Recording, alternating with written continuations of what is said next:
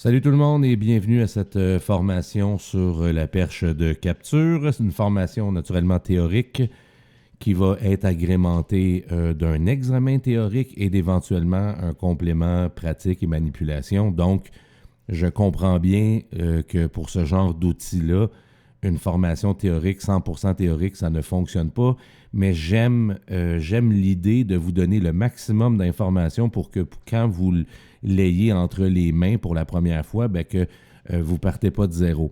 Donc, de cette façon-là, ça nous permet de maximiser le plus possible le temps qu'on passe ensemble quand on est en vrai, donc en personne. Alors, la formation d'aujourd'hui, c'est la formation CAP 01, donc Capture 1. Cette formation-là, sur la perche, c'est vraiment un outil qu'on va pousser énormément en 2025 pour naturellement minimiser le risque de blessure et autant pour nous que pour l'animal. Mais c'est sûr et certain que de moins manipuler les animaux à main nue, ça va faire vraiment partie de l'objectif en termes de santé et sécurité pour 2025. Donc, principalement, c'est une formation qui va être donnée très rapidement dans l'intégration des nouveaux et c'est une formation qui va être obligatoire pour pouvoir faire du terrain naturellement. Alors, ce que je vais faire, c'est que je vais, grosso modo, lire les notes de cours en diagonale, je vous rassure tout de suite.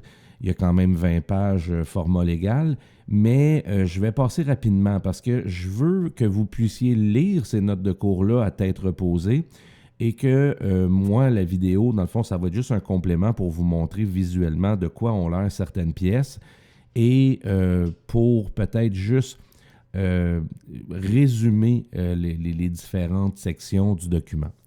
Alors, la section 1, c'est l'introduction. Donc, on parle de l'objectif de la formation. Naturellement, l'objectif, c'est d'utiliser les perches en sécurité, comme je l'ai dit en prologue, de réduire les blessures autant chez les intervenants que chez les animaux. Donc, ça, c'est l'objectif de la formation. Le public cible, donc, c'est principalement les aspirants, les recrues, les patrouilleurs et les sauveteurs, mais c'est une formation qui va être obligatoire dans les premières étapes. Là. Donc, aspirants et recrues, là, c'est pas mal là que ça va se passer avant de pouvoir justement accéder à faire du travail de terrain. L'importance de la maîtrise des perches de capture, c'est sûr et certain que c'est un outil que si on ne sait pas comment l'utiliser, ça pourrait quand même devenir très dangereux. On doit quand même, dans une certaine mesure, avoir une proximité avec l'animal pour utiliser ça. Cette proximité-là, si on est moindrement pas formé, ça peut devenir un danger potentiel. Puis c'est aussi que l'utilisation de la perche, bon, c'est des petits ajustements, puis c'est des petites choses à savoir, mais c'est essentiel pour ne pas blesser l'animal, voire peut-être même le tuer, l'étouffer, ou ce genre de choses-là, puis on ne voudrait pas ça, naturellement. Le chapitre 2, c'est la présentation des perches de capture. Bon, on va parler principalement de deux types de perches. Dans notre inventaire actuellement, on a des perches fixes et des perches extensibles. C'est pas mal les deux seuls modèles qui existent, du moins dans la compagnie Catch-All. Mais il existe aussi une variante qui s'appelle Release, donc ces perches-là vont permettre avec un interrupteur de défaire le fil de fer qu'on peut retrouver au bout. Comme là, cette perche-là, elle a un fil de fer qui est vraiment fermé à l'intérieur et il n'y a aucune façon, aucune possibilité de pouvoir le relâcher de façon rapide. Et c'est voulu, c'est fait comme ça. Mais il y a des perches que le dispositif va permettre un relâchement ici au niveau du fil de métal, ce qui va faire que ça va être plus facile de relâcher l'animal. Alors, au niveau des matériaux de fabrication, c'est principalement en aluminium. un peu de caoutchouc, un peu de plastique, mais vraiment, principalement, la composition principale, c'est des perches en aluminium. Peut-être juste revenir sur le fait que les perches extensibles vont avoir ici une vis de serrage qui va permettre, dans le fond, finalement, de venir desserrer pour allonger une section de la perche qui vient s'emboîter dans la section principale. C'est une manipulation que vous allez apprendre sur le terrain quand vous allez avoir à travailler avec ce genre de perche-là. Juste vous dire que les perches extensibles sont plus difficiles à opérer et comportent un certain nombre de risques qui émanent directement de la fonction extensible. Moi, personnellement, c'est des perches que je suis à l'aise d'utiliser, mais je pourrais comprendre tous les risques que ça implique, surtout au niveau de la relâche accidentelle d'un animal. C'est pas nécessairement des risques de santé ou sécurité, ça pourrait en devenir un, mais c'est des perches qui sont un petit peu plus difficiles et il y a comme un coefficient de difficulté qui est rajouté, qui est celui de la vis de serrage. Également, c'est pas toujours évident là, de comprendre la manipulation du fil de fer qui va venir nous permettre de allonger la perche ou des fois on ne comprend pas pourquoi on ne peut pas l'étirer plus que ça. Ben, c'est parce qu'on est rendu au bout du fil de fer. Alors là, il faut releaser un peu le fil de fer pour pouvoir se donner une longueur supplémentaire au niveau de la perche. On va venir resserrer la vis parce que si on ne resserre pas la vis adéquatement, bien, quand on va tirer pour capturer l'animal, la perche va se rétracter, ce qui va donner un espace dans le fil, puis l'animal va s'en aller. Fait que c'est toutes des petites subtilités qu'on va voir lors de la pratique. Donc, la différence entre les modèles, bien, on a plusieurs types de perches qui existent sur le marché. On a des perches, dans les perches fixes, bien, on a la 3 pieds, la 4 pieds puis la 5 pieds. Dans les perches extensibles, on a la 4-6, donc elle va faire de 4 à 6 pieds. Puis dans les perches extensibles également, on a la 7-12 qui va nous donner une longueur là, vraiment impressionnante. Le 12 pieds, on peut quand même aller, on a un bon reach. Là, on peut aller chercher un animal dans l'arbre là, sans même embarquer dans une échelle. Ça va avoir des avantages majeurs. Ça va aussi avoir des désavantages majeurs. Alors ça, c'est le genre de choses qu'on va pouvoir voir lors de la manipulation des perches. Le fabricant recommandé, ben nous, on recommande l'achat et l'utilisation des perches de la compagnie Catch-All. Bon, là, on ne le voit plus vraiment. Là, le collant, il est vraiment magané, mais ça s'écrit K-E-T-C-H, trait d'union, A-L-L, Catch-All. Vous allez retrouver naturellement les coordonnées du fabricant et la façon que ça s'écrit dans le document, les notes de formation. Le troisième point, c'est au niveau de la sécurité et la manipulation des perches. Bon, la première chose à savoir c'est le premier point de la section 3, donc le point 3.1, c'est l'équipement de protection individuelle. À toutes les fois qu'on manipule une perche de capture, on va utiliser l'équipement de protection individuelle. Qu'est-ce qu'on entend par équipement de protection individuelle? Bien, principalement les lunettes de sécurité. Donc, on va venir mettre nos lunettes de sécurité pour le fil de fer, proprement dit. C'est sûr que la perche elle-même, pourrait éventuellement être un risque pour nos yeux, mais je vais juste mettre mes lunettes de façon adéquate, voilà. Donc, mais ce qu'on va redouter le plus dans la manipulation de la perche, c'est le fil de fer à l'embout. Donc, ce fil de fer-là, c'est ce qui va permettre de venir refermer l'anneau du bout. Également, lorsqu'on va tirer sur le champignon, là, qui est ici, là, complètement au bout, quand on va tirer sur le champignon, il y a un danger réel au niveau du fil. Le fil, il est lousse, il peut venir frapper soit un collègue à côté ou soit nous-mêmes. Moi, ça m'est déjà arrivé personnellement. Le fil il est venu taper directement au niveau de mon nez, mais j'avais mes lunettes de sécurité.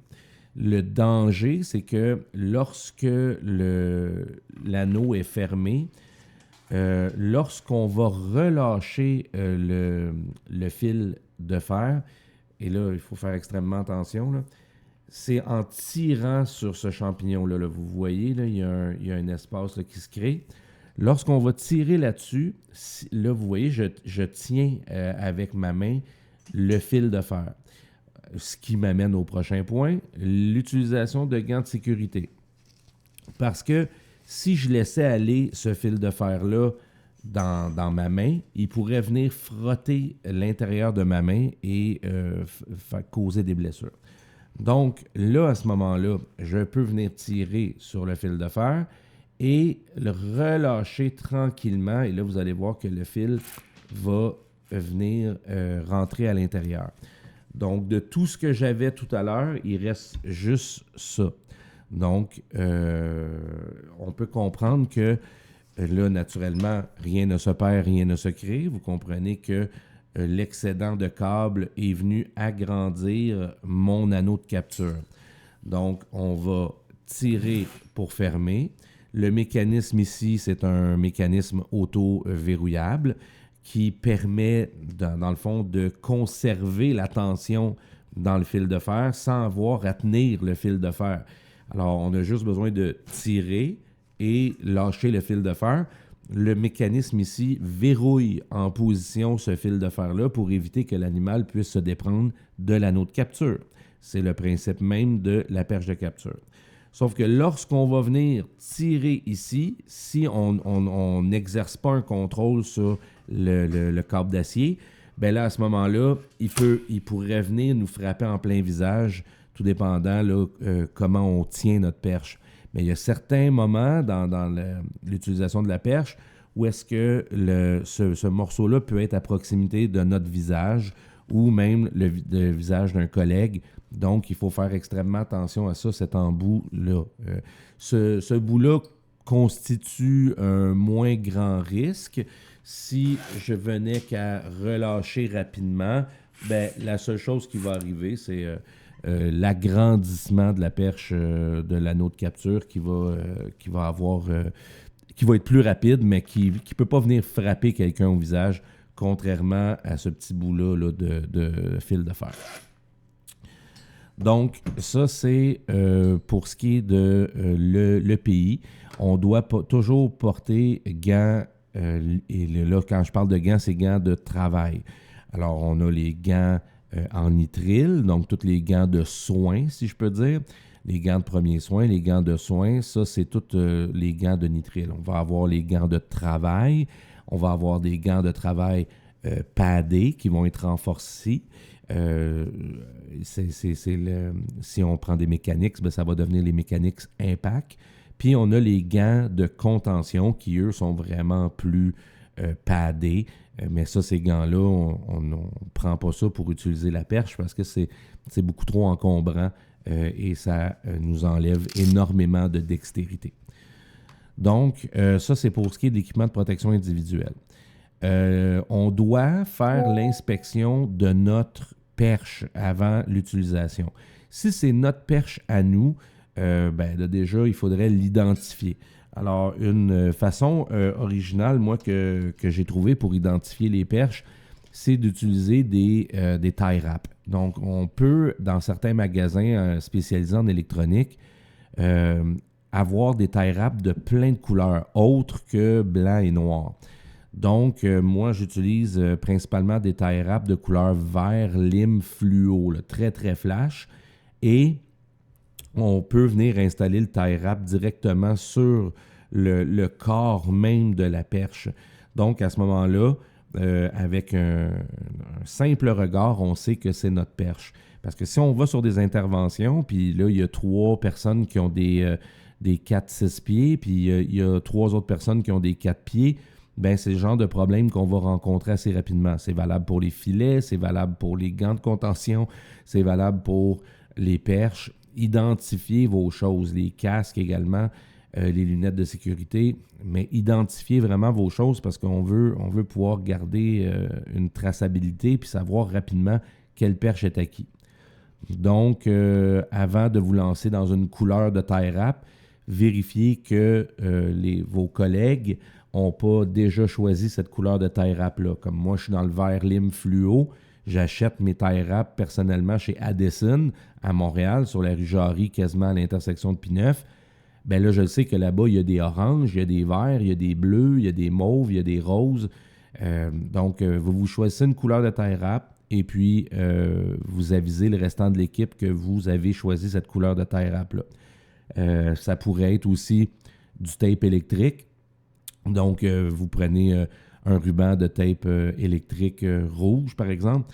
Ben là, vous allez pouvoir venir faire 2-3 tours de tape électrique, encore une fois, directement sur le corps de la perche, ce qui va faire qu'on va visuellement reconnaître votre perche.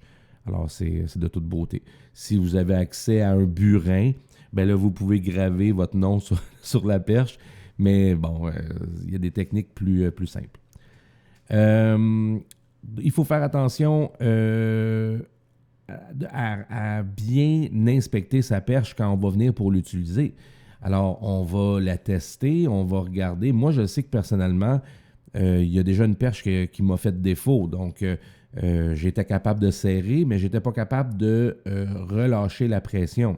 L'inverse aussi, c'est déjà vu. Il y a des perches que tu serres et que le mécanisme de blocage ne se fait pas. Donc, l'animal peut se libérer ou il faut que tu gardes la tension toi-même avec ta main, ce qui n'est vraiment pas l'idéal. Donc, c'est le genre de choses qu'on doit rapidement identifier comme problème. On doit regarder est-ce que sa structure, proprement dit, est atteinte? Est-ce qu'elle est courbée? Est-ce qu'elle est droite? Est-ce que la section dangereuse ici, la section rouge, est-ce qu'elle est encore fonctionnelle? Est-ce qu'elle est vraiment trop maganée? Est-ce qu'elle est rendue absente même? Donc, ça, c'est le genre de choses. Des fois, elle se décolle un peu, cette section-là, mais celle-là est encore vraiment bien en place. Mais des fois, elle peut se promener sur le bâton, ce qui n'est pas nécessairement l'idéal.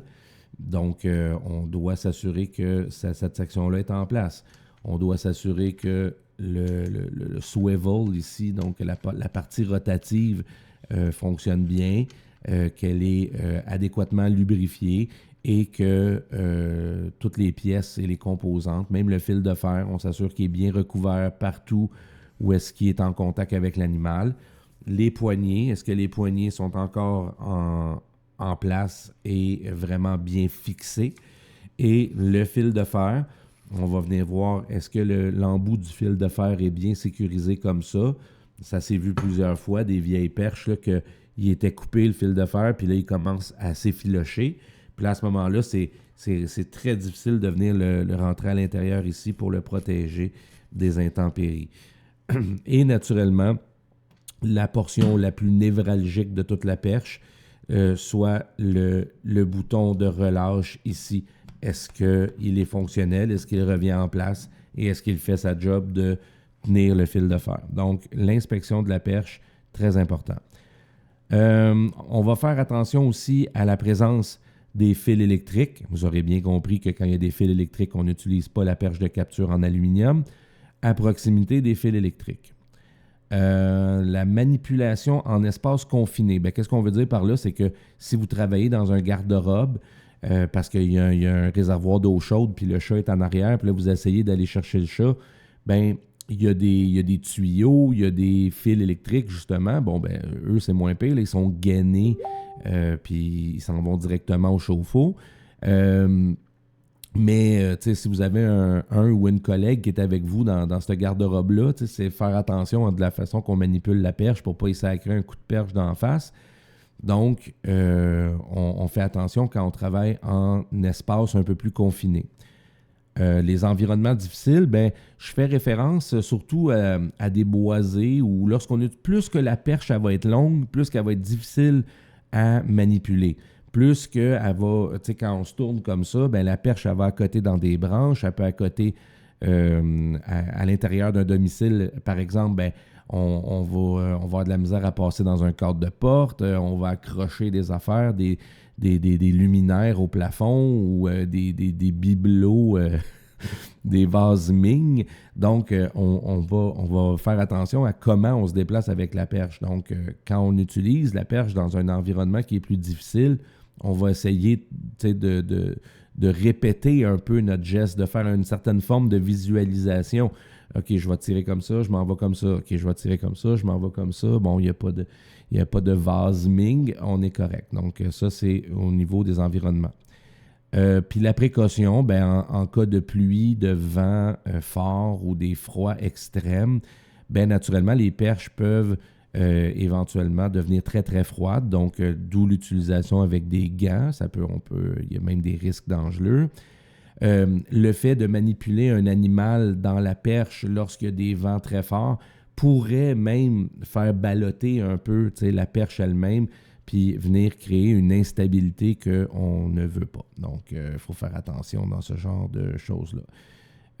Aussi, faire attention, quand on parle de froid extrême, c'est de ne pas mettre les perches, je sais que je l'ai fait longtemps, mais de ne pas mettre des perches dans des boîtes de pick-up ou de ne pas mettre des perches, mettons, sur son balcon avec une des extrémités qui est dans glace, là, qui est poignée dans la glace. Ça m'est déjà arrivé de faire ça et j'ai cassé un petit bouton de relâche ici et ça rend la perche inopérable.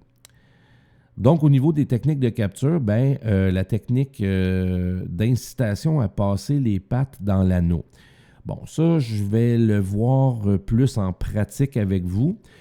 Par contre, si je peux vulgariser la technique, c'est de venir s'approcher de face, principalement les chats et les ratons laveurs. On va venir se positionner face à l'animal. Ça peut aussi s'exécuter de côté ou voire même essayer de passer la perche au-devant du visage de l'animal, même s'il est dos à nous, là, ça peut éventuellement se faire. Mais ce qu'on va essayer de faire, dans le fond, c'est de toujours passer une patte au minimum dans l'équation pour que l'animal ne se retrouve pas étouffé. Ça serait facile de poigner un chat par le cou comme on le ferait avec un chien, parce que c'est une perche à chien, ça, à la base. Mais on veut pas venir l'étouffer et le manipuler avec juste le coup d'attraper dans la perche, parce que un chat est pas mal plus fragile qu'un chien. Même chose pour le raton laveur. Au niveau du cou, un chien, lorsqu'on va l'attraper par le cou, c'est parce qu'on va s'en servir comme laisse rigide. Mais ça, on y revient. Mais ça peut se faire. C'est juste qu'il faut faire quand même attention quand on va manipuler l'animal. Je vais juste tasser mes notes de cours ici là, pour que je puisse voir la caméra en même temps. Donc, qu'est-ce qu'on entend par la technique d'incitation à passer une patte dans l'anneau? Donc, ça va s'exécuter avec un anneau qui est complètement ouvert, très, très, très, très grand, et qui va nous permettre de venir, finalement, la tête du chat est ici, là, et on va venir placer notre anneau autour de la tête du chat. Mais l'anneau est tellement grand et tellement souple et ample on va essayer de garder la tête du chat en haut de l'anneau, en haut de la goutte, là, si je peux dire, là, ici. Et toute la section en bas, ça devrait être ses pattes. Donc, si l'animal est placé de façon normale, il va nous regarder, il va avoir ses pattes au sol ou sur la branche ou peu importe sur quelle surface. Et nous, on va venir mettre l'anneau autour de sa tête et de son cou, mais finalement, la portion ici qui ballotte va venir à côté sur ses pattes. Et ça, en faisant des petits gestes comme ça, ça va venir cogner sur ses pattes. L'animal va voir que l'espace dans l'anneau est tellement grand qu'il peut passer à l'intérieur. Donc là, ça va le fatiguer là, de se faire taper ses pattes, fait qu'il va passer une patte de l'autre bord pour arrêter ce mouvement-là de se faire cogner sur les pattes. Une patte, c'est encore pas pire. Mais ce qu'on va vraiment rechercher, c'est 2 pattes. Puis là, lorsqu'il va avoir 2 pattes de passé, il faut faire attention, il faut être quand même assez rapide, parce que là, il va vouloir passer au complet à travers l'anneau. Donc, il va vouloir aussi passer ses pattes arrière, puis finalement, sa queue, puis là, ben, il va s'en aller. Donc, ce qu'on veut, c'est le sweet spot entre ses pattes avant et ses pattes arrière. Mais le plus proche possible de ses pattes avant, on va vraiment essayer d'aller chercher au niveau thoracique l'animal. Donc, si je peux faire une ligne là, avec, dans le fond, sa patte 1 et sa patte 2, l'anneau va venir fermer au niveau thoracique, ce qui va avoir pour effet, lorsqu'on va le soulever, un peu comme un sac à dos, un harnais ou une bandoulière, ben, on va pouvoir le déplacer comme ça sécuritairement. Si on est plus proche des pattes arrière, lorsqu'on va le soulever, il va avoir la tête par en bas. Peut-être un avantage, c'est que l'anneau de capture va être arrêté par les hanches, mais ça peut créer un inconfort, mais il va clairement pas être capable de se défaire. Il va suspendre par ses hanches dans l'anneau de capture. C'est pas une position qui est très confortable. Par contre, ça a vraiment l'effet qu'on recherche, soit celui que l'animal est plus capable de s'enlever de la perche de capture, ça, assurément. Donc, on va chercher à se rapprocher le plus possible des pattes avant. Comme ça, quand on va soulever l'animal, si on a à le soulever, ben, il va toujours garder une position anatomique qui est plus confortable, tête par en haut, et les pattes arrière qui vont être dans le vide. Donc ça, c'est des trucs du métier. Vous allez apprendre ça éventuellement. Donc, on va inciter l'animal, si jamais c'est un chaton ou un animal qui est plus petit ou un bébé raton, on n'a pas besoin là, d'ouvrir si grand que ça l'anneau. On va pouvoir venir refermer et ça va nous permettre d'avoir la tête en haut et ce bout-là ici là, qu'on va venir cogner sur ses pattes. Et à un moment donné, ce mouvement-là va tellement le fatiguer qu'il va vouloir passer à l'intérieur de l'anneau pour que ça arrête. Et bien ça, c'est la meilleure façon. Moi, ça m'arrive aussi d'un fois, mais ça, c'est un truc de pro, là, pro tip, c'est que je vais inverser la pôle de capture comme ça, un coup que ce morceau-là va être sur la tête de l'animal, dans le haut de son cou, puis je vais me servir de cette portion-là ici pour venir le poker dans le chest. Donc, quand ils veulent vraiment, vraiment, vraiment pas bouger, bien là, à ce moment-là, au lieu d'avoir ma perche en haut et d'utiliser la technique d'incitation pour passer les pattes, je vais carrément venir accoter l'anneau de capture dans son cou, dans le haut de son cou. Et là, ici, je vais avoir du jeu, fait que je peux venir le poker dans le chest, le forcer littéralement à bouger. Tu sais, dire, OK, ouais, là, on va provoquer un mouvement. Naturellement, quand on veut provoquer un mouvement, il faut toujours être prêt et attentif. Donc, on ne va pas tenir notre perche ici avec la main forte et l'autre bout avec la main faible en faisant des manœuvres comme ça, parce que on veut avoir une main sur le fil de fer. Parce qu'à partir du moment où l'animal met ses pattes avant dans l'équation, là où vous allez être un expert de la perche ou pas, c'est dans votre capacité à fermer ça le plus rapidement possible. Donc là, l'animal va passer ses pattes, vous êtes prêt, vous anticipez ça, vous avez la main faible sur la poignée de main faible, mais au lieu de tenir la main forte sur le caoutchouc, vous allez vraiment venir vous positionner prêt à la fermeture. Même que moi, pour éviter vraiment là, que la corde elle glisse ou que je manque mon mouvement, je vais venir faire un tour comme ça avec mon gant, puis là, je vais venir récupérer le restant dans mon gant.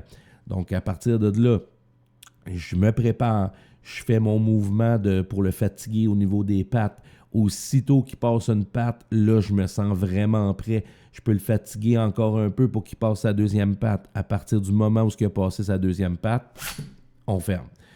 Puis on va fermer rapide et quand même très fermement. On ne peut pas couper le chat en deux ou couper le raton en deux avec une perche de capture. on va la sentir, la résistance.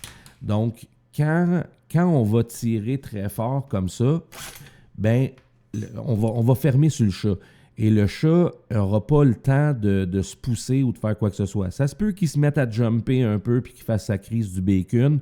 C'est valable pour les chats, les chiens ou peu importe. Là. D'ailleurs, dans les liens que je vous ai mis dans le document en page 20, là, la dernière page, il y a des liens. Là.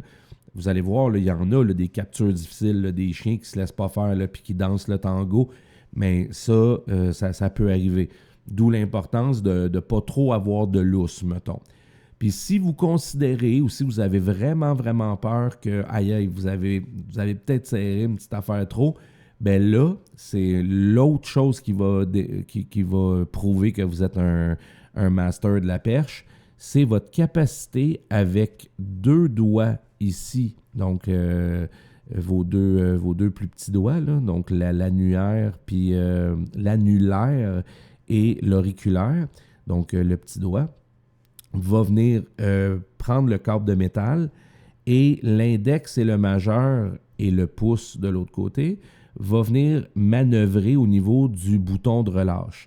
Alors, si vous tirez, vous allez pouvoir tranquillement, là, je ne sais pas si vous le voyez, je vais essayer de vous le montrer. Mais si vous regardez attentivement le fil de fer, quand je vais tirer, comme là, il est ouvert, là. Et là, c'est mon petit doigt et mon annulaire qui vient.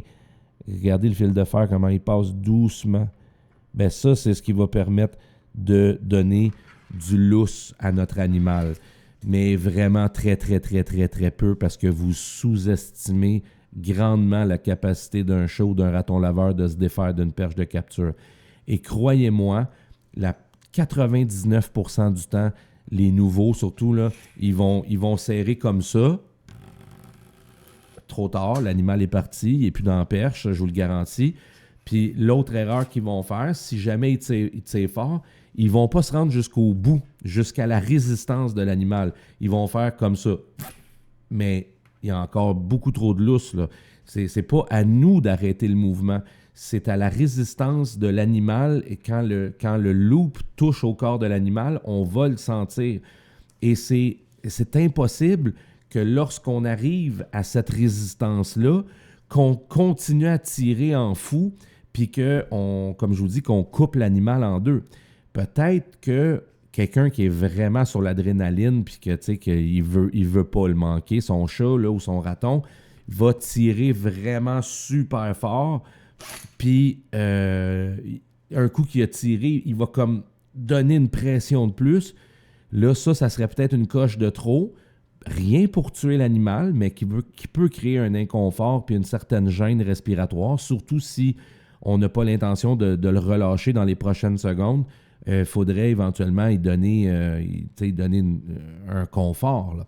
Alors, on va venir relâcher. Encore une fois, la technique est la même. 2 doigts qui sont sur le fil de fer et les 3 autres doigts qui vont venir contrôler l'ouverture du champignon. J'appelle ça le champignon, ça aussi, là, au lieu d'un bouton de relâche.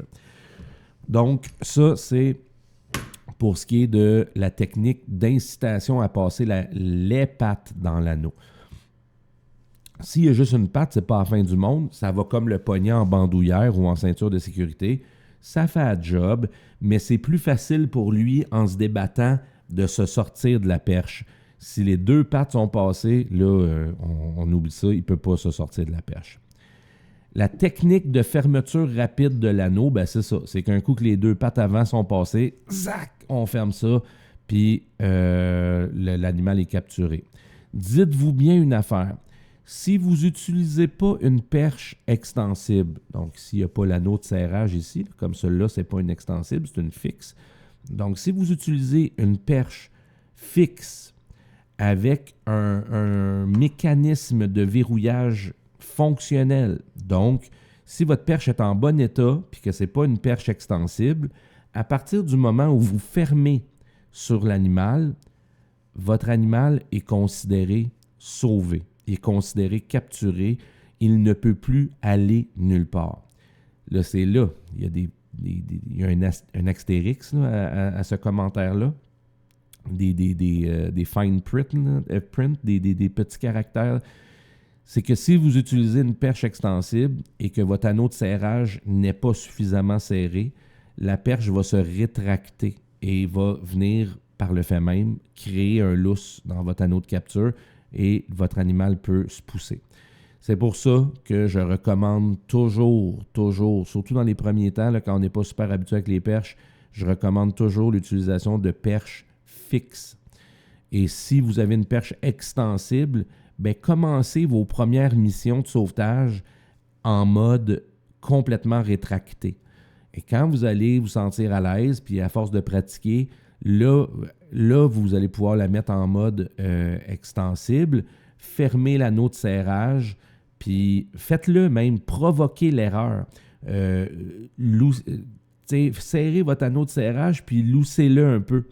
Puis quand vous allez fermer autour de quelque chose, en tirant sur votre fil de fer, vous allez venir provoquer, dans le fond, la perche va venir se rétracter et se remettre en position non extensionnée. Puis ça va avoir pour effet d'ouvrir votre anneau. Et puis là, vous allez perdre l'animal. Donc, puis ça, on ne veut pas ça parce qu'un animal que tu as capturé une fois puis que tu essaies de le capturer une deuxième fois, bonne chance. Alors, ça, c'est pour ce qui est de la technique de fermeture rapide. Le positionnement optimal de la perche, ça va dépendre d'une situation à l'autre, mais naturellement, on va essayer d'être de face, peut-être un peu de côté, mais si c'est possible, on va essayer vraiment de le faire de face parce que ça va nous permettre de bien voir l'anneau, de bien voir le cou, de bien voir l'animal, d'anticiper éventuellement ses mouvements. Pas toujours facile. Je me rappelle d'un sauvetage avec Steven où est-ce qu'il utilisait la perche de capture, mais il ne voyait même pas ce qu'il faisait. C'est moi qui disais, parce que j'étais dans une nacelle de l'autre bord de l'arbre, puis là, je disais, descends un peu, recule un peu, ramène-la vers toi encore, ferme un peu. OK, il va passer une patte, il passe deux pattes, ferme. Fait que, tu sais, d'utiliser une perche sur des commandes vocales de ton partner, c'est pas l'idéal. Mais, tu sais, quand tu connais bien ta perche, puis quand les deux connaissent bien la perche, quand tu dis « Hey, viens de passer une patte », là, tu sais, naturellement, tu tiens pas ta perche comme ça, là, les deux mains sur la main faible, là, tu sais. Je veux dire, là, t'as le bout de fer, là, t'as le fil de fer, là, c'est ça qu'il va falloir que tu utilises, là. Fait que quand t'entends que ça s'en vient, là, tiens-toi prête, là. Donc, ça, c'est pour ce qui est du positionnement de la perche. L'importance de la vitesse et de la précision. Ça, on va tout voir ça en pratique. L'utilisation comme laisse rigide. Donc, qu'est-ce que ça veut dire, ça? Ces perches-là ont été conçues en usine. Là, ça a été fabriqué pour les chiens. Donc, c'est fait pour les ACO, les Animal Control Officer. Les ACO aux États-Unis utilisent ça à tous les jours. Donc, il y a un chien que tu dois aller capturer.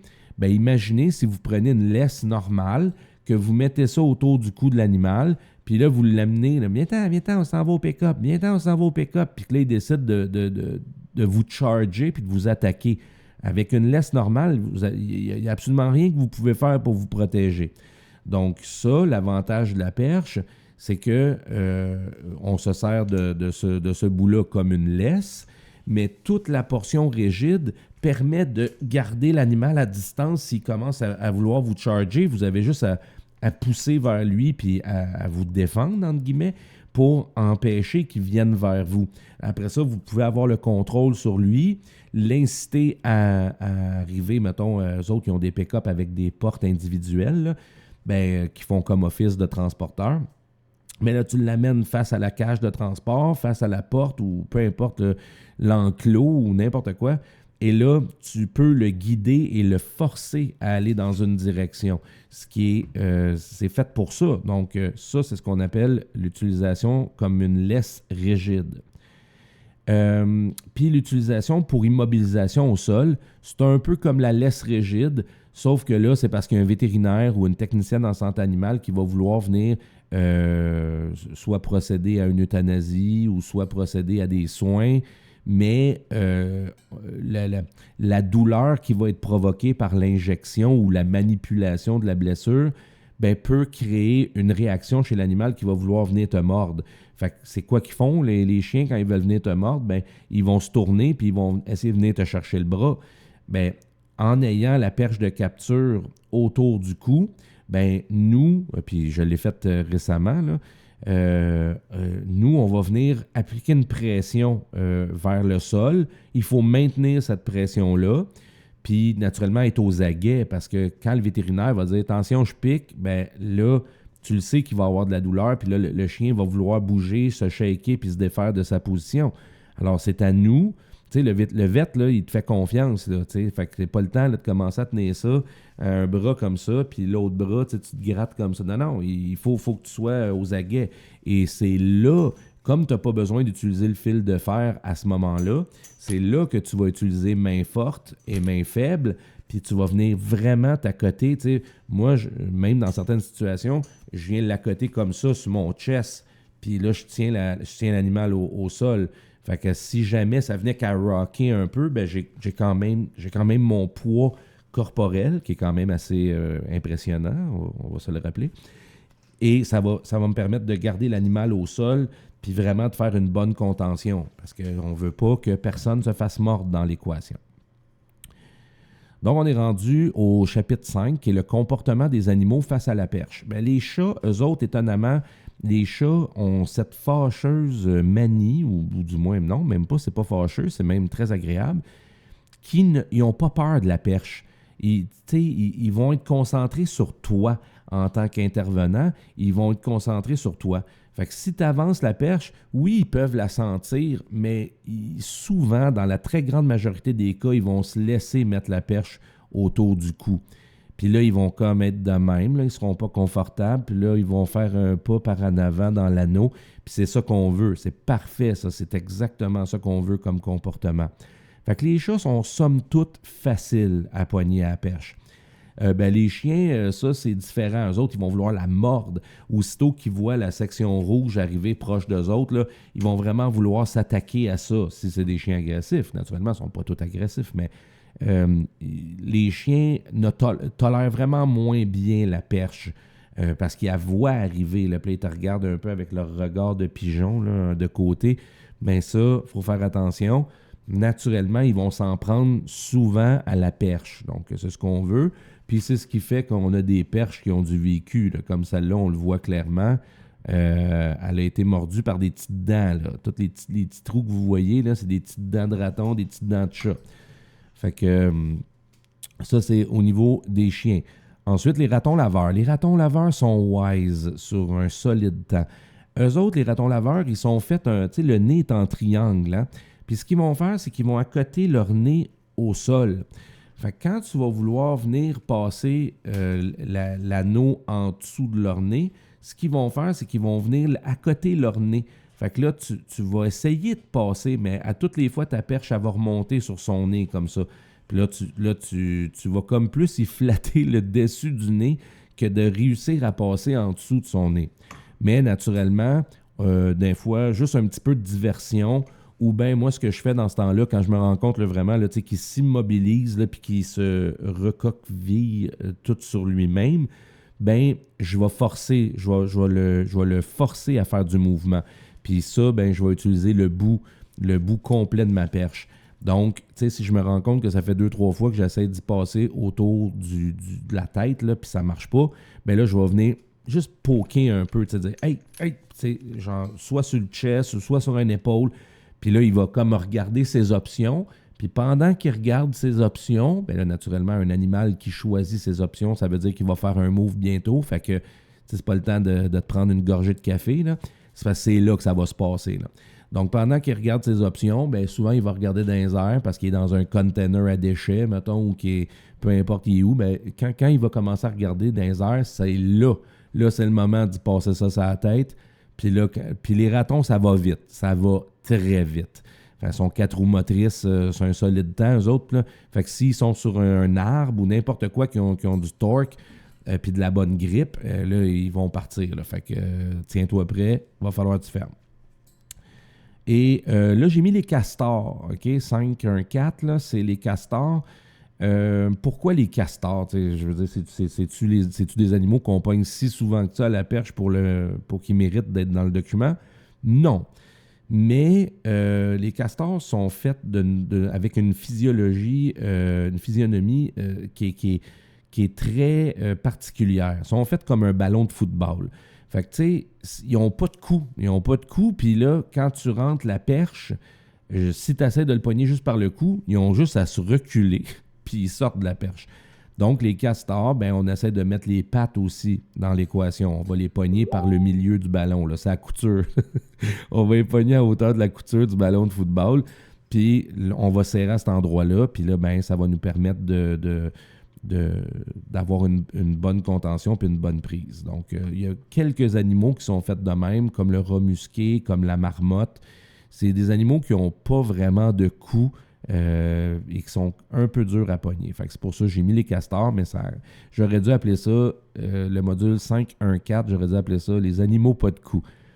Les moufettes, eux autres, naturellement, il faut faire attention. Ils vont probablement arroser. Pardon. Ils vont probablement arroser. Votre perche, elle va sentir pendant des années. Mais c'est des stigmates, ça, qui nous rappellent les beaux sauvetages qu'on a eu à faire. L'avantage, c'est que fort probablement qu'elle va viser la perche. Donc, elle ne vous visera pas vous. Si jamais elle a à vous lancer son jet. Mais, tu sais, je veux dire, c'est comme inévitable quand on travaille avec les moufettes. Ce qui est un peu dommage, c'est que quand on a des appels de moufettes, on l'entend, ces ondes que les criquets. Les gens ne veulent pas aller sauver des moufettes, puis pourtant, c'est des animaux extraordinaires. Je les adore, je les aime d'amour, les moufettes. Je me suis déjà fait pisser dans la gueule, dans les yeux, sur mon genre de panneau là, écrit « sauvetage animal » là, sur ma veste.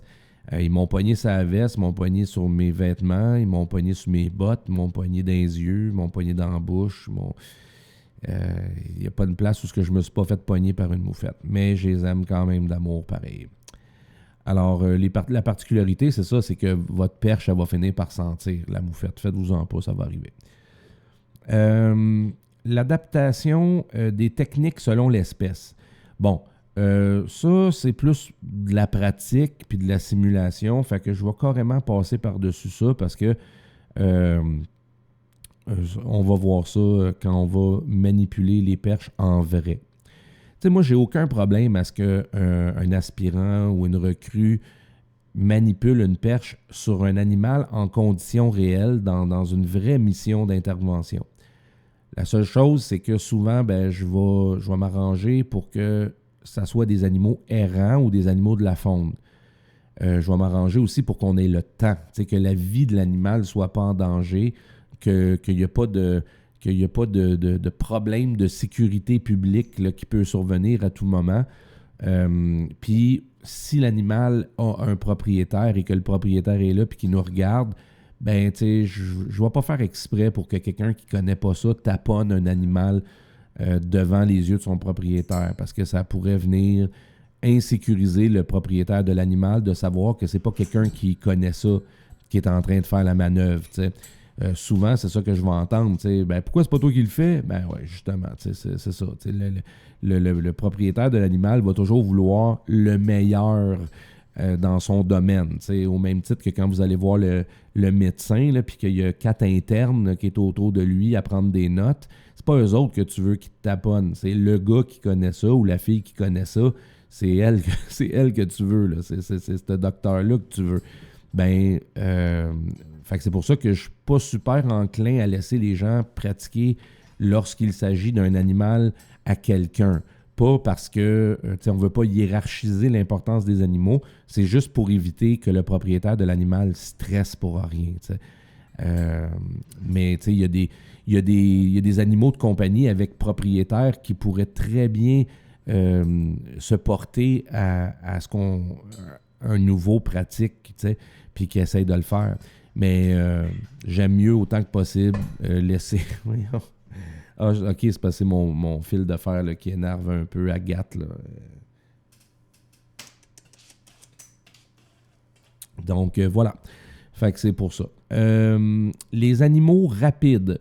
Bon, ben là, il y a un très long paragraphe, dans le fond, qui explique pourquoi les animaux rapides il faut être allumé, il faut être prêt, il faut être quick, il faut avoir la main sur le fil de fer, il faut être prêt à fermer. T'sais. On gérera le confort après. Commencez par prioriser la fermeture et la capture de l'animal. Après ça, si on se rend compte que c'est plus ou moins serré, on ajustera ça. Mais rendez-vous au bout de votre fil de fer, puis ça, c'est une autre affaire. Plus votre anneau il est ouvert là, au bout comme ça, là, si votre anneau est ouvert au complet, là, ben, vous allez avoir beaucoup de fils de fer à tirer avant d'arriver au bout. Mais si vous avez besoin juste de ça, ben prenez ça. Parce que quand va venir le temps de refermer l'anneau, vous allez avoir vraiment moins de distance à faire. Puis ça, ben, ça peut faire la différence entre l'évasion de l'animal ou sa capture. Fait que ça, c'est les animaux rapides. Il y a tout un paragraphe là-dessus, je vous invite à le lire. Même chose pour les animaux robustes. Bon, qu'est-ce qu'on entend par robuste? C'est des animaux qui ne se laisseront pas faire, qui vont livrer un certain combat. Ce qui m'amène à vous parler des ratons laveurs. Souvent, on va être appelé à ramasser un raton laveur qui est loin de nous, qui est sur le bord d'une fenêtre ou qui est accroché quelque part, puis il est comme à distance, là, justement, à peu près à 10 pieds de nous autres. Ben, j'ai pas besoin de vous dire que si, mettons, j'essayais de soulever un poids avec mon anneau, bon, là, premièrement, mon anneau est fermé, j'ai mon poids. Mais si je tiens la perche, on ne fait jamais ça, là, mais c'est juste pour des besoins de démonstration de la physique. Donc, si j'ai besoin de lever le poids comme ça, ben, ça va bien se faire parce que le poids il est proche de mon bras. Donc, en ayant ma main ici, ça me permet de soulever la charge et c'est très facile. Déjà, si je me place en position comme ça, puis que j'ai une 4 pieds comme celle que j'ai, quand je vais être à bout de bras comme ça, puis qu'il va falloir que je lève le chat ou le raton, bien, le fait que le raton soit dans les airs puis que je sois à bout de bras comme ça, ça va vraiment plus être lourd que si je l'avais ici. T'sais, là, je le lève comme ça, je peux utiliser mon corps, j'ai pas besoin d'utiliser juste mes bras, je vais pouvoir lever la charge. Mais quand l'animal est à bout de bras comme ça, sur une 4 pieds, on va le sentir. Là. On va le sentir qu'il n'est pas proche de nous, puis qu'il faut le lever. Puis souvent, il est agrippé après une branche. Fait que là, il faut comme contrer l'effet velcro, plus le poids. Ça peut devenir tout un sport. Bien, imaginez si vous remplacez la 4 pieds fixe par une 12 pieds extensible. Là, vous avez le chat ou le raton à 12 pieds de vous. Puis là, il faut lever 12 pieds de perche dans les airs avec un raton au bout de ça. Je l'ai faite, moi, dans une compagnie qui fabrique des bâtons à Châteauguay, dans le parc industriel. La ratonne, grosse, pas possible, était dans les H-beams du plafond. Mais là, on a pris un élévateur, là, on était dans l'élévateur, puis là, moi, j'ai réussi à la capturer à 12 pieds. Mais quand j'ai tiré pour la déprendre du H-beam, elle se trouvait être dans le vide, là, tu sais. Fait que moi, il a fallu que je retienne du vide puis que je l'empêche de descendre puis d'aller se cogner contre quelque chose. Je peux vous dire que ça a été de très loin l'intervention, la pire intervention que j'ai faite avec une perche parce que le poids était tellement insoutenable que la perche, elle en a plié. Fait que ma perche d'ailleurs, c'est une des raisons pour laquelle on n'a plus ces perches-là, mais la 7-12 pieds extensible, elle avait bendé sous le poids du raton. Fait que pas besoin de te dire que quand tu défais ton anneau de serrage puis que tu essaies de rentrer la portion extensible dans la portion non extensible, ça veut plus, là. C'est courbé de même, là. Fait que ça veut plus rentrer, là. Fait que là, tu te ramasses avec une 12 pieds fixe. Là, il a fallu, à la fin de l'intervention, que je me prenne comme une clôture en bois, puis que là, je force, puis que j'essaie de débander ma perche, dit de même, et que la rendre le plus droit possible, tu sais. Mais là, c'était impensable, là, c'était impensable. Fait que ça, c'est le genre d'affaires qu'il faut faire attention. D'ailleurs, il faut faire attention pour tout l'aspect santé-sécurité. Là, on ne commencera pas à se péter des bras ici. Là, mais il faut faire attention aussi. Y avait-tu quelqu'un en bas de ça, là, que si, mettons, elle est vraiment trop pesante, puis qu'elle s'en va, elle tombe là, avec ma perche, puis je suis pas capable de la retenir, là, mais y a-tu quelqu'un, là, le raton s'en va-tu direct sur quelqu'un en bas, puis qu'il va se ramasser avec un raton qui va y arriver sur le chest? Faut faire attention à ça. OK? Voilà. Fait que les animaux robustes, c'est les chiens, c'est les ratons, c'est ceux qui vont te livrer un pas pire combat. Puis c'est pas le temps que quand tu attrapes un raton fou, que tu l'échappes, puis qu'il prenne le contrôle, que ce soit un chien ou un raton, peu importe, qu'il prenne le contrôle de ta perche. Puis que là, il s'en va où il veut, lui, là, puis il t'amène où il veut, là, tu sais. Les animaux, là, ils vont s'en aller où ce qu'ils veulent. Puis c'est rarement vers toi, puis dans le transporteur. Donc, est-ce qu'ils peuvent attaquer un collègue? Est-ce qu'ils peuvent attaquer un civil? Est-ce qu'il y a deux gars de construction là, qui te regardent faire, mais qu'un coup qui est capturé, hop, il s'en va, ces deux gars de construction? C'est possible aussi. Est-ce qu'il va vouloir s'agripper à l'arbre puis commencer à monter? Ben oui, c'est possible. Fait qu'il faut faire attention à ça, parce que si tu ne tiens pas ta perche adéquatement, là, tu as un raton qui s'en va avec une perche dans un arbre, là, puis là, tu as l'air fou, pas pire, là. Parce que non seulement l'animal n'est pas sauvé, bon, s'il se pousse de la perche, c'est pas la fin du monde, il grimpe dans l'arbre, on a l'air un peu des sauces, mais qu'est-ce que je te dis? Au moins, il n'est pas pogné avec une perche après lui, t'sais. Donc, il faut faire attention à ça. Même chose avec un chien, tu y pognes ça autour du cou, puis il donne un swing, puis t'échappes la perche. Il se met à courir. Là, il y a une perche qui va pendre en arrière de lui. On veut pas ça. On veut pas ça. Fait que quand vous prenez un animal, évaluez un peu la dureté du combat qu'il peut vous donner. T'sais, même un chat errant, là, bien motivé, là, qui décide de faire le bacon comme ça, là, quand tu l'as pogné dans la perche, là, ben, ça nécessite un bon contrôle de la perche. Parce qu'ils vont vouloir s'agripper au sol pour se pousser. Puis moi, je recommande ça. J'aime pas ça quand les animaux sont suspendus dans les airs trop longtemps. Quand je réussis à décrocher un chat d'un arbre là, qui est sur sa branche, là, bien souvent, je vais le descendre, puis je vais le ramener un peu plus proche de moi. Mais au lieu là, de l'avoir dans le vide de même en avant de moi, là, puis qu'il pend comme ça, je vais venir le coller sur la branche ou sur le tronc.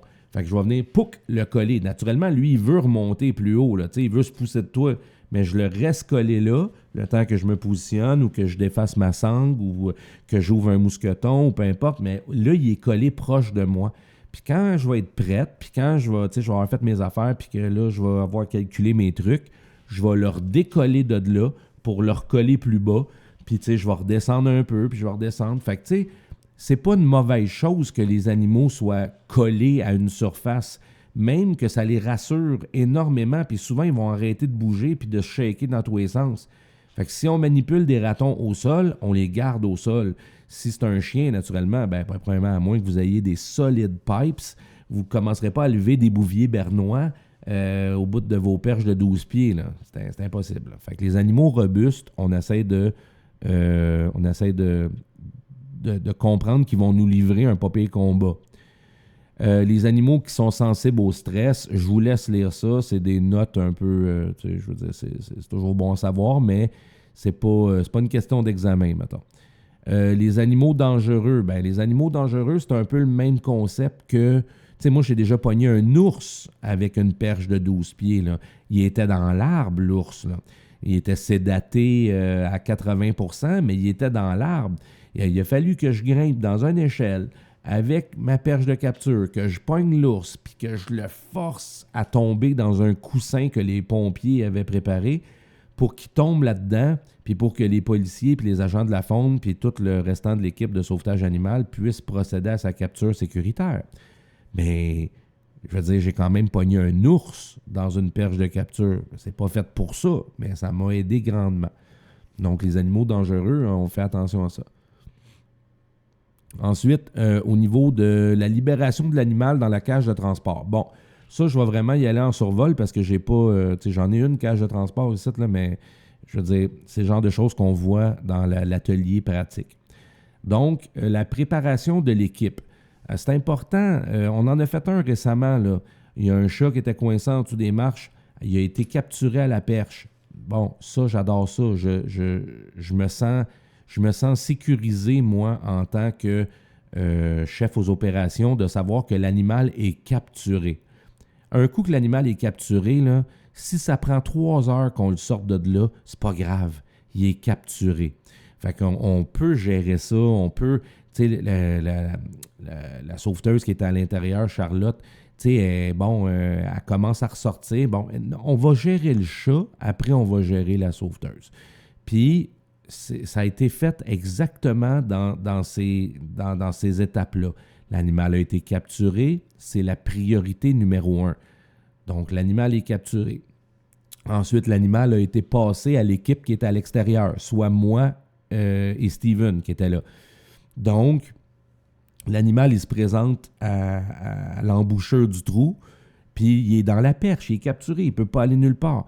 Fait qu'à partir de là, on prend notre temps, on baisse d'un niveau, les épaules, on baisse nos épaules, on prend un grand respect, puis là, on doit transférer l'animal de la perche au transporteur, à la cage de transport. Donc, on doit le faire de façon sécuritaire parce que tout ce qu'on va avoir fait comme travail peut s'annuler en 0,5 secondes si on ne respecte pas ces étapes-là.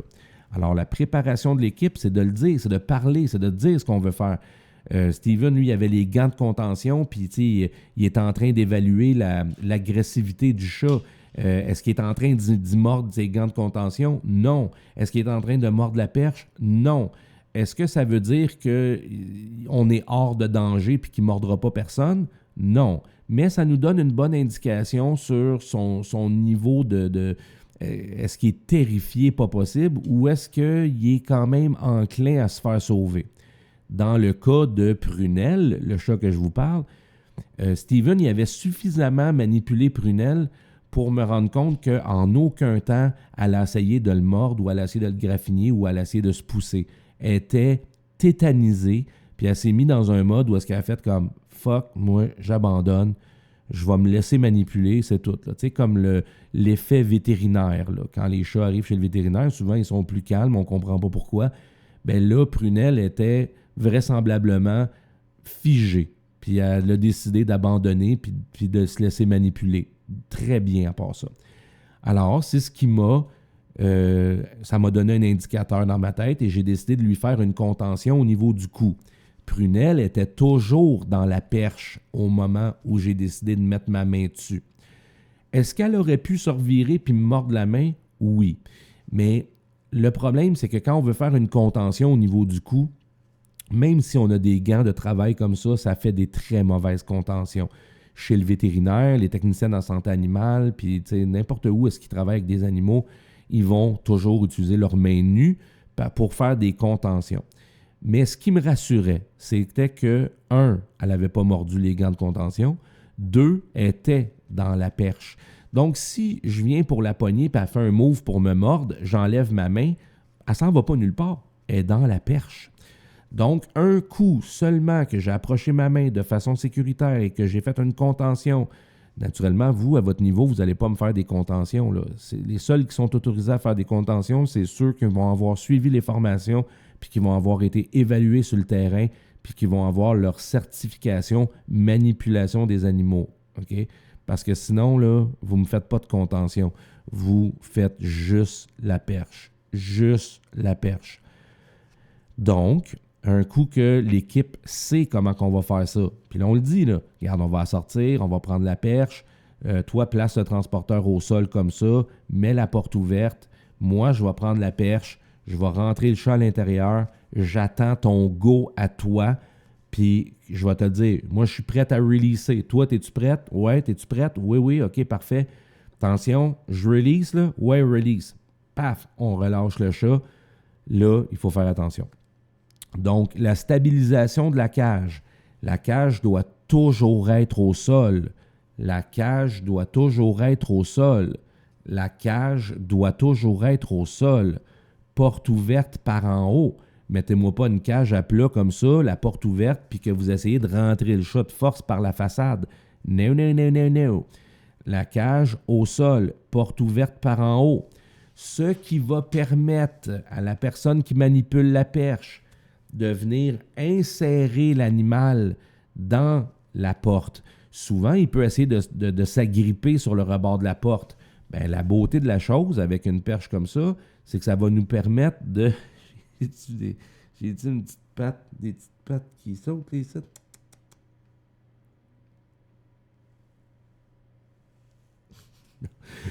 Ben, la rigidité de la perche va nous permettre de venir forcer un peu l'animal à rentrer à l'intérieur du transporteur. Naturellement, on ne donne pas un gros coup, là. On fait juste forcer l'animal à rentrer à l'intérieur puis à finalement lâcher les rebords. On ne va pas aller mettre nos mains là non plus. On va se servir de notre perche.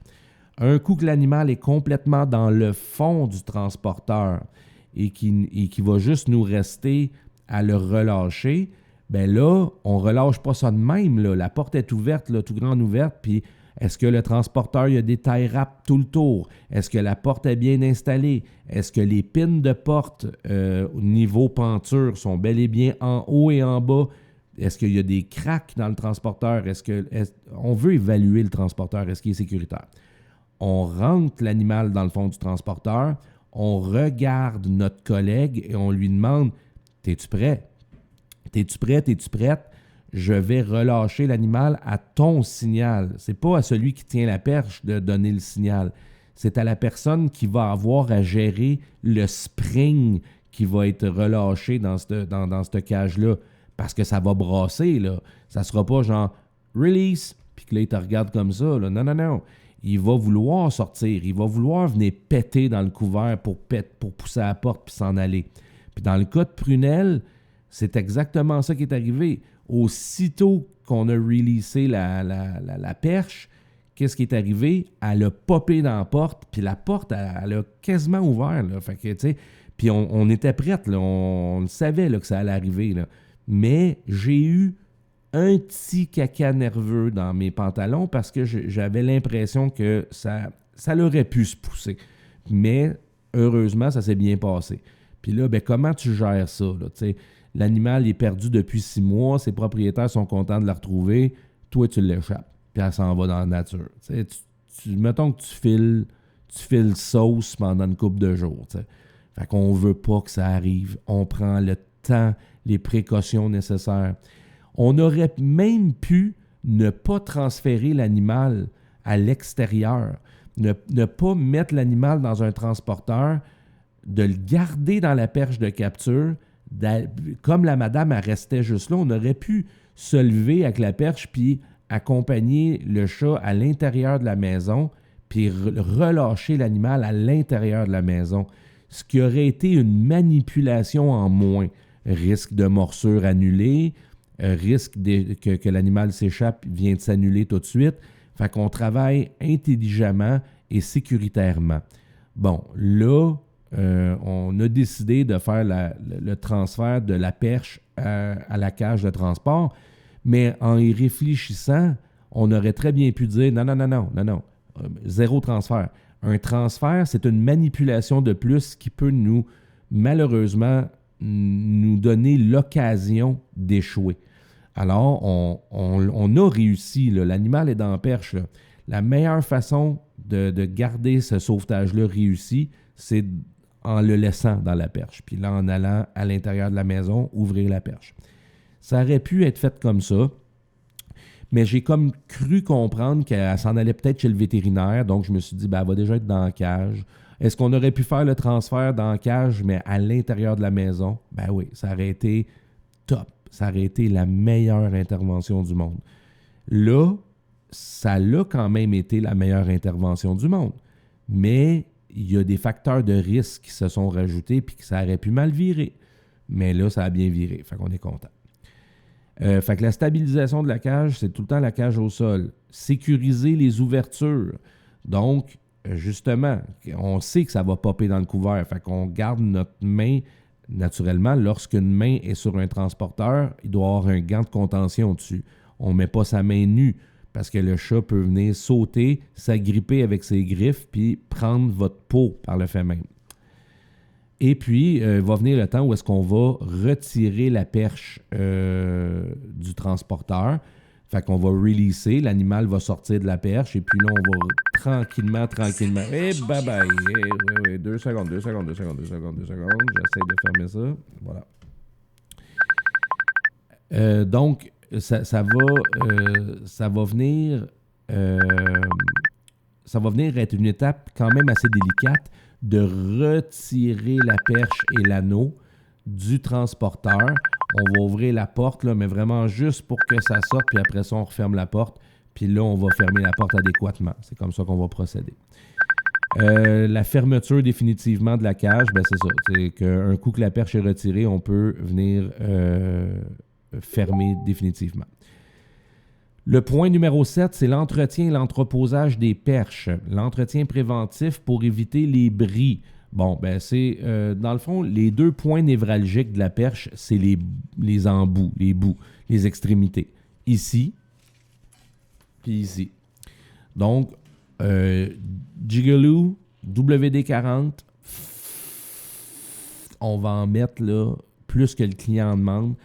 On va venir lubrifier la portion rotative ici. On va venir lubrifier l'entrée et l'ancrage de l'anneau de capture. Ça ici, on n'a pas vraiment besoin là, parce que c'est pas du métal, c'est du caoutchouc. Et ici, au niveau des poignées, c'est du caoutchouc aussi, fait qu'on n'aura pas vraiment besoin de venir lubrifier ça. Ici, ben ça, c'est une pièce qui bouge et qui est très importante. Alors, on va venir mettre vous voyez comment ça part, ça peut surprendre. Donc, il y a un trou justement ici. Il y a un petit trou là, au bout de mon gant. On va venir mettre la paille là, de WD-40, puis on va shooter là-dedans. On va bouger comme ça, histoire que le lubrifiant se promène à l'intérieur du bouton de relâche. Le fil de fer aussi, on va venir le lubrifier. Et ici, dans le trou qui permet de serrer l'excédent de câble, je vous montre la démonstration. Donc, ça, c'est pour venir serrer l'excédent de câble. Mais dans ce trou-là, on va pouvoir venir shooter aussi, puis bouger la perche comme ça, de haut en bas, pour que le lubrifiant se promène à l'intérieur. On peut venir également shooter ici, où est-ce que le fil de fer rentre. On va shooter ici, puis on va shooter ici. Donc, pour que tout l'intérieur de notre perche soit lubrifié adéquatement. Le nettoyage, ben, ça va se faire avec moi, j'utilise des wipes Lysol. Là. Donc, ça désinfecte, là, puis ça tue 99% des shit. Donc, on va venir nettoyer l'anneau, on va venir nettoyer la portion où est-ce qu'il mord puis qu'il graffigne. On va nettoyer naturellement le corps principal et le bouton de relâche. Là. Fait que c'est quand même assez simple. La mauvaise utilisation de la perche. Ben, qu'est-ce qu'on entend par mauvaise utilisation de la perche? C'est que on va faire attention. C'est pas une crowbar, ça, là, pour lever quelque chose. C'est pas une pelle non plus, pour, mettons, on s'en va en dessous d'un balcon, justement. Puis là, on fait comme, il y a bien du débris. Puis là, on commence à gratter avec la perche de même. C'est la pire affaire à faire. Toute la marde va rentrer à l'intérieur de ta perche, puis on veut la garder clean. Fait que c'est pas fait pour gratter, c'est pas fait pour cogner, c'est pas fait pour soulever quelque chose puis s'en servir comme une crowbar. C'est pas fait pour ça. Précaution pour l'entreposage, ben on veut qu'elle soit dans votre valise. Puis un des avantages majeurs de la perche 4 pieds fixe, là, le modèle que j'ai dans les mains présentement, c'est qu'il va fitter dans votre valise de char à l'horizontale comme ça. Donc, vous allez pouvoir mettre ça dans votre valise, dans votre coffre de voiture. Et la 4 pieds, c'est magique pour ça. C'est le format idéal. Ça va venir s'installer à l'intérieur de votre coffre de voiture. Puis ça va être à l'abri de l'eau, ça va être à l'abri de la neige, ça va être à l'abri des intempéries. C'est ce qu'on veut. Naturellement, ça se peut qu'elle sente la moufette. Fait que si jamais vous ne voulez pas la mettre dans votre coffre de voiture en tout temps, je pourrais comprendre. Mais ça, c'est un outil essentiel à avoir lors des interventions. Naturellement, moi, mon but, c'est d'avoir des perches dans les véhicules de superviseurs pour que vous puissiez utiliser les perches de sauvetage animal. Mais si jamais vous venez qu'à vous acheter votre propre perche, premièrement, bravo. Si votre situation financière le permet, faites-le. Ça va être, premièrement, ça va être votre perche à vous. Vous allez l'identifier, vous allez la nettoyer, vous allez être sûr qu'elle est très bien entretenue. Fait que je le recommande fortement, je l'encourage. Ensuite de ça, les réparations, on ne fait pas de réparation sur nos perches.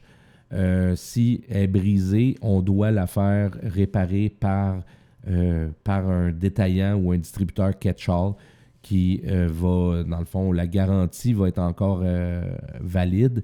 Puis on est sûr que c'est pas n'importe qui gosse dans nos perches pour que finalement ça mette tout le monde en danger. Là. On veut pas ça. Là.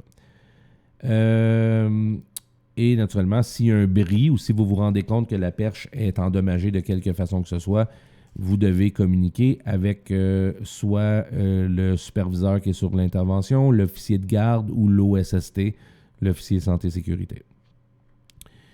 Les erreurs qui sont fréquemment faites par les débutants.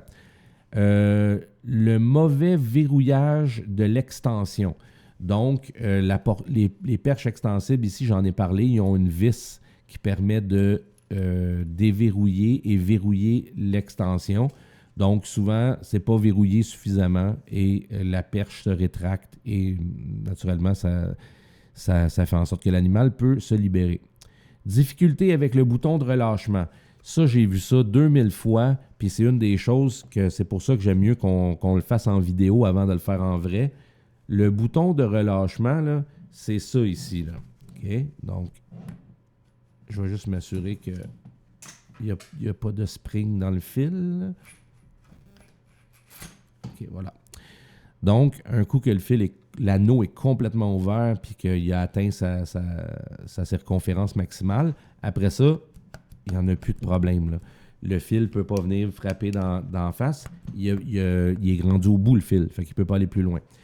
Donc, ça ici, l'anneau pas l'anneau, mais le bouton ou le champignon, appelez ça comme vous voulez, de relâchement, c'est important de savoir que c'est là. Fait que si quelqu'un, tu sais, même si vous n'avez pas la formation, ça la perche, l'équipe est en train de virer folle avec un animal, puis il y a quelqu'un qui vous dit « Release la perche! Release la perche! » Ben là, tu sais, le monde va voir comme hey, quoi? Non, release la perche, ici. Fait qu'on tire sur le bouton de relâche, puis l'animal va être libéré. Fait que ça, de ne pas savoir il est où le bouton de relâche de perche, c'est une erreur de débutant. Les fermetures trop lentes. Alors là, l'animal est là. Les deux pattes sont passées, puis là, vous fermez ça de même.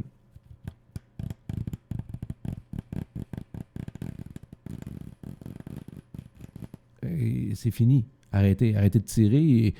Il est rendu dans le parc, le chat. Là. Fait que ça vient de finir en sauvetage en arbre à cause de vous. Fait que, non, mais vous allez le filer quand vous allez l'avoir dans les mains, la perche, là. Mais le bruit que vous entendez, là, c'est des dents qui viennent à côté sur le fil de fer.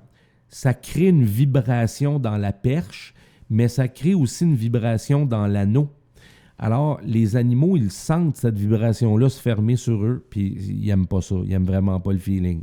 Donc, les fermetures trop lentes, ça fait partie des erreurs. Qu'est-ce qu'on a d'autre? Mauvaise prise du fil de fer. Oui, donc, vous prenez le fil de fer, vous êtes prêt à fermer, puis là, vous venez, là, vous faites le swing pour fermer, puis là, vous le reprenez. Il est trop tard, c'est fini. Vous avez manqué votre chance. Une prise de fil, comme ça. C'est sûr que pour des cordes de sauvetage, pour des cordes de n'importe quoi, on dit toujours, faites jamais un tour comme ça autour de votre main ou autour de vos doigts. Oui, c'est vrai, parce que éventuellement, ça peut tirer bien fort, puis finalement, tu ne peux pas retenir une personne là, avec juste deux doigts comme ça. Mais quand vient le temps de fermer le fil de fer, je l'autorise, il n'y en a pas de problème. Là. Vous faites la manœuvre que vous avez à faire, donc vous allez faire ça, puis à partir de ce moment-là, il vous allez avoir créé un lousse dans votre fil de fer qui va faire en sorte que si jamais ça commence à valser, ben déjà, vous devriez avoir votre main faible, mais déjà, on s'entend, là, c'est une façon de parler. La main faible, là, vous êtes quand même capable d'utiliser votre main gauche si vous êtes droitier. Main faible qui est en place puis qui attend juste ça, que ça se mette un peu à valser. Puis votre fil de fer est refermé et vous venez tout de suite venir agripper votre perche en main forte. Et là, vous allez pouvoir manœuvrer avec ça. Vous n'êtes pas obligé de faire un tour comme ça avec vos doigts, mais au moins, là, prenez-le comme faut, là, votre fil de fer. T'sais, vous ne le prenez pas comme ça, puis que vous tirez, puis ça glisse. Là. Prenez-le, là. Puis aussitôt que vous avez l'occasion de le faire, vous pouvez serrer comme ça, là, créer un angle, puis là, vous tirez comme ça. Ça va vous permettre d'avoir une meilleure prise sur votre fil de fer. Prévoir les mouvements avec la perche. Bon, ça, j'ai vu ça souvent.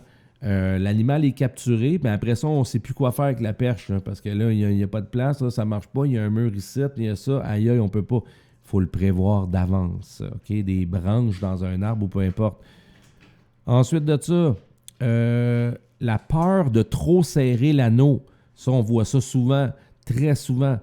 Allez-y, vous allez sentir la résistance. Puis c'est quasiment impossible, à moins que vous vous appeliez Louis Cyr, de trop tirer pour couper le chat en deux. Ça n'arrivera pas, ça, là. Fait que, puis si vous voyez qu'il y a un peu de difficulté à respirer parce que vraiment, vous vous êtes donné sa fermeture, petit doigt annulaire, index majeur pouce, on va venir libérer doucement, là, centimètre par centimètre, on va lui donner de quoi pour respirer un peu. Et la mauvaise anticipation des mouvements, ça c'est une autre erreur commune, c'est-à-dire que allez voir les vidéos là, que je vous ai mis en lien là, dans la liste, là, il y a une dizaine de liens que je vous ai mis YouTube. Là. Il y en a une, c'est une agente une agente de contrôle animalier. Elle pogne un chien, un gros chien, là. Puis aussitôt qu'elle serre autour de son cou, ça se met à danser, mais c'est un solide temps. Il va y avoir de la danse, je vous le garantis. Ben justement, ça va bouger. Puis allez voir cette vidéo-là. Une maudite chance qu'elle connaisse sa job parce que sinon elle l'échappe, le chien. Donc voilà. Ensuite de ça, les situations dangereuses. Donc le chapitre 9, les quasi-accidents et les situations dangereuses. Les utilisations dangereuses, pardon. Donc, le fil de fer. Le fil de fer, il faut faire très attention. Il peut venir nous cogner au niveau du visage. Il peut cogner un collègue au niveau du visage. On fait très attention à ça. Le passage de l'animal. Donc, qu'est-ce que ça veut dire? Ça, c'est pas que l'animal passe à l'intérieur de l'anneau. Bien que ce soit très regrettable, ce n'est pas une utilisation dangereuse. Le passage de l'animal, c'est de capturer un animal dans la perche de capture et après ça, faire comme « Tiens, prends-le avec tes mains. » Si la personne n'est pas formée, n'est pas qualifiée, si la personne ne s'attend pas à recevoir un animal, un raton laveur fou, là, tu ne commences pas à approcher le raton laveur d'en face du monde ou proche du monde. Tu le gardes loin des gens. Puis tu ne peux pas non plus, parce que tu as une clôture à traverser, dire « Hey, tiens-les comme il faut, là, puis moi je vais traverser la clôture. » Non. Au pire des pires, tu déposes l'animal au sol proche de la clôture et puis tu tiens fermement ta perche pour pas qu'il y ait nulle part. Tu peux éventuellement passer ta perche à quelqu'un d'autre qui est qualifié sur l'utilisation de la perche ou du moins en qui tu as une confiance aveugle. Puis tu dis, tiens-moi ça vraiment fort le temps que vous traversez la clôture, puis là, vous venez récupérer la perche. Vous, là, à votre niveau, vous n'avez pas cette liberté-là de faire comme « Ah, il n'est pas formé, mais tiens, je te passe la perche. » Vous n'avez pas cette liberté-là. Nous autres, les chefs aux opérations, l'officier santé-sécurité ou n'importe quel officier de garde, s'il comprend que vous comprenez, tu sais, comme moi, mettons, là, je ne passerais pas en perche à ma mère, mettons. Tu sais, maman, prends ça pendant que je saute la clôture. Parce que, genre, ça va valser un peu, puis elle va avoir peur, puis elle va l'échapper. Par contre, Guy, le chum de ma mère, si je dis, écoute-moi bien, là, écoute-moi très attentivement, quand tu vas pogner ça, ça se peut que ça valse, là. Sois prête à danser, là. Mais, il est quand même costaud, il a un bon poids. Fait qu'il va faire comme, OK, je comprends ce que tu viens de me dire, là, inquiète-toi pas. Puis là, tu vois que la personne est prête, là. Bon, là, tu sais que tu as affaire à quelqu'un qui va être capable de tenir ça comme du monde. Ben, dans une situation extrêmement exceptionnelle, je pourrais l'autoriser. Mais c'est à mes risques et périls de faire un... Puis c'est à moi d'évaluer ça. C'est pas au sauveteur sur le terrain. C'est pas à n'importe qui, à une recrue ou un aspirant, de passer à la perche à quelqu'un. Faites jamais ça. Faites jamais ça. Ça, c'est avis disciplinaire. C'est suspension, voire même renvoi, là. Donc, faites attention. Mais si mettons, j'étais avec des recrues, des aspirants, puis que, tu sais, il y en a, là, tu le vois, qui sont allumés, là, puis qui comprennent la game, là, puis ils sont comme, OK, tu sais, je peux-tu faire quelque chose pour t'aider? Oui, tiens la perche. Okay? Ah oui, mais je suis pas fort. Oui, je le sais. Là, aujourd'hui, j'utilise mon droit de veto, je te fais confiance, je t'ai vu aller dans telle situation, t'es pas le genre de tête folle ou une tête brûlée, tiens cette perche-là. OK, merci. Puis si t'es pas à l'aise, tu peux refuser, là, parce que ça fait partie du concept même de la santé-sécurité. Dire non, je sais pas, j'ai trop peur, je vais l'échapper. OK, pas de trouble, on va s'arranger autrement. Mais, je veux dire, ce droit de veto-là vous appartient pas en bas, là. C'est seulement les officiers puis la direction qui peut se permettre ça. Donc, on ne passe pas un animal. Tu sais, à la limite, tu passes la perche comme ça. La pire affaire qui peut arriver, c'est que la personne, qu'elle soit formée ou non à la perche, échappe la perche, ce qui serait très malheureux. Mais le fait de passer l'animal directement à quelqu'un comme ça, ben là, c'est risque de blessure, risque de morsure, risque de tout. Là. On s'en va dans une faute grave en termes de santé-sécurité. Les fils électriques, ben on fait attention. Si on est à proximité des câbles basse tension, moyenne tension, haute tension, ben là, je ne verrai pas ce que vous faites. Avec la haute tension, c'est rare qu'on travaille proche de ça. Là. C'est souvent de la basse puis de la moyenne. Mais si vous êtes à proximité des fils électriques, on ne manipule pas de perche. Encore plus la moyenne tension. La moyenne tension est dénudée. Il n'y a pas de gaine dessus. Tandis que la basse tension, il y a du gainage, mais on ne peut pas se fier à ça. Là. Donc, on ne touche pas à une perche à proximité des fils. Il y a un risque de contact direct, potentiel de touche, potentiel de pas, arc électrique, on ne touche pas à ça. Bon, ensuite de ça, comment éviter les accidents? Ben justement, on va l'utiliser de façon responsable. On va l'utiliser de façon avec ce qu'on a appris, puis avec ce qu'on sait, et non pas de l'improvisation. Donc, on va toujours faire attention d'éviter les accidents avec les perches. Très important. Des utilisations alternatives détournées. Ça veut dire quoi, ça? C'est de prendre la perche pour quelque chose d'autre que d'attraper un animal. Moi, ça ne me dérange pas. Dans l'optique où il n'y a pas un enjeu de sécurité, tu sais, mettons, tu ne vas pas monter un sauveteur dans l'arbre avec ta perche. Tu sais, on ne fait pas ça. Ce que je pourrais voir qui ne me dérange pas tant, c'est de prendre un poids avec la cordelette, de fermer l'anneau de serrage sur le poids, donc très, très, très serré, d'aller porter le poids l'autre bord d'une branche très précise qu'on veut atteindre, au lieu de lancer le poids puis de jamais pogner le bon spot, ben là, on pourrait, avec la perche, aller porter le poids, le faire passer la branche. Après ça, on release, le poids, il tombe, puis on fait un point d'ancrage pour sauvetage en arbre. C'est correct, ça. Je veux dire, c'est pas... Il n'y a rien de... Il n'y a pas de vie humaine en jeu, il n'y a pas d'animaux là, qui peuvent éventuellement se pousser. Non, c'est juste, on se sert de la fonctionnalité qu'on peut releaser quelque chose à distance. C'est correct aussi, tu sais. Je vous dis pas là, de commencer, des fois les pompiers font ça, c'est cours de pince de survie, ils pognent des œufs puis ils déplacent les œufs d'un cône à l'autre.